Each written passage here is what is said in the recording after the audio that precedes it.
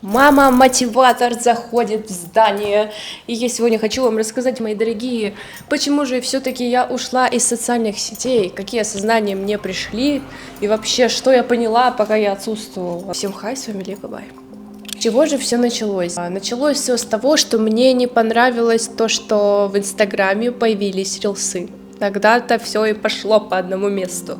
Вот пока в Инстаграме не было рилсов, у меня было все замечательно. Я вела YouTube, я вела, шортсы, я вела ТикТок, у меня там был свой образ. Все было прикольно, все было круто, классно, появились рилсы, я что-то туда как-то что-то грузила, но все же привыкла, что Инстаграм это все же какая-то, немножко иная, площадка. Все мы помним, что появились слишком вылизанные картинки. Я что-то пыталась сделать какой-то вылизанный визуал, и это у меня, кстати, достаточно удачно получилось. С помощью него я набрала почти 150 тысяч подписчиков. Также рилсы немножечко, стилевые, всякие трендовые и триггерные меня продвинули. Но когда все пошло по жопе, и я решила свалить из Инстаграма, это тогда, когда появились местные эксперты. Я, к сожалению, под их гребенку тоже попала и стала той самой экспертный эксперт старший по стилю, который хочешь получить такой-то гайд, пишись на меня. В общем, все вот эти кричащие заголовки, все вот эти прыгания на камеру,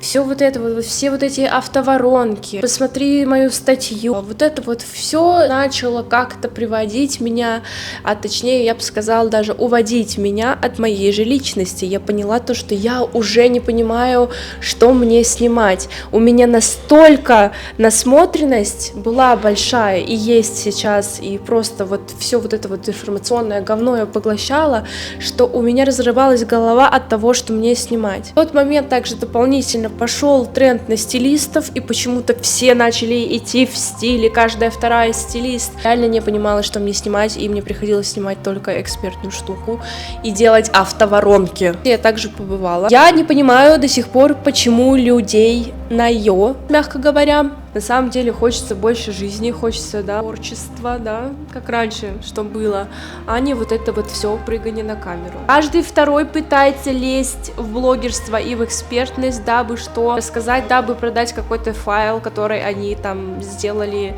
на основе чата GPT. Это вообще ужас, не знаю, меня, знаете, это все как-то напрягает, когда я это все вижу, заходя в Инстаграм, когда я хочу делиться своим творчеством. Я не отрицаю то, что есть сторона Инстаграма, где творчество есть, и где есть люди, которые реально понимают что-то в арте, что-то в стиле, но это так недооценено. Собственно, смотря на это все, я поняла, что я не хочу больше поглощать информационный мусор, я хочу творить. И когда я избавилась от социальных сетей, вы просто не представляете, как хорошо и светло стало моей головушке, моему уму, потому что, знаете, что самое крутое?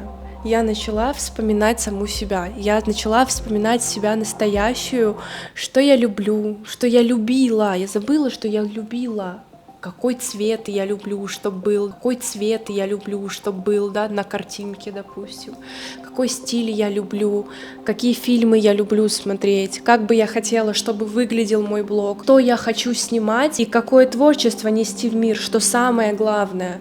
Я познала реально себя настоящую. И, наконец-таки, у меня появилось 1000 идей. Знаете, что самое прикольное? Своих же, не навязанные кем-то.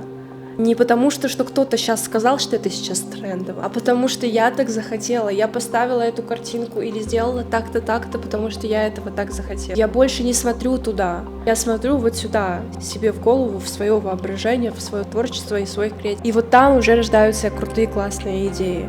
А скролля ленту и искав какие-то идеи, вы нового и чего-то гениального не состряпаете. Поэтому следуйте, пожалуйста, себе, убирайте социальные сети и становитесь, наверное, писателем, а не наблюдателем. Всем бай, с вами была Лика Бай.